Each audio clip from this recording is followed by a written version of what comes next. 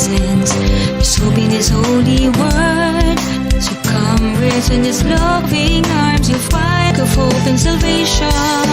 97.3 brings the joy to the nation. And the peace that flows within you will guard your hearts and minds. So 97.3 is the station for you and me. 97.3 music of hope and salvation. 90.3 JCFM Radio. 97.3 JCFM, The Rock Radio, Solid 97.3 JC. 1-8, verse 16. I am the true vine, and my Father is the gardener. He cuts off every branch in me that bears no fruit, while every branch that does bear fruit, He prunes, so that it will be, and I will remain in you, and I in Him. He will not remain in me. He is like a branch that is thrown away and withers. Such branches are picked up, thrown into the fire, and burned.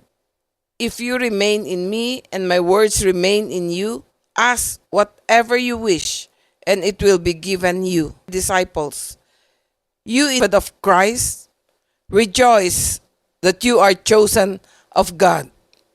Rejoice that He took you from the kingdom of the world and brought you to the Christ. In the English dictionary, a disciple is someone who believes in another's teaching. Disciples of Jesus Christ are His followers. In verse 16, it says, "But I chose you." Jesus chose His disciples when He walked on this earth, for He discerns the hearts of men.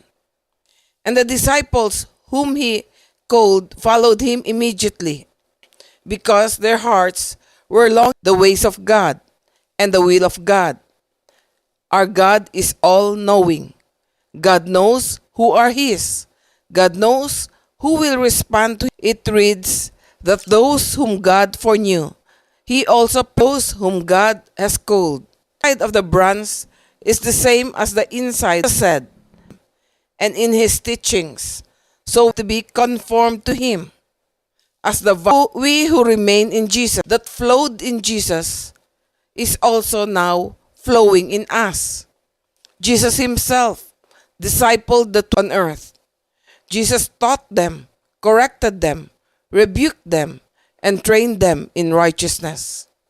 As Jesus' word, that is why the discipler and we who respond to God's call to follow Him, God Himself also will disciple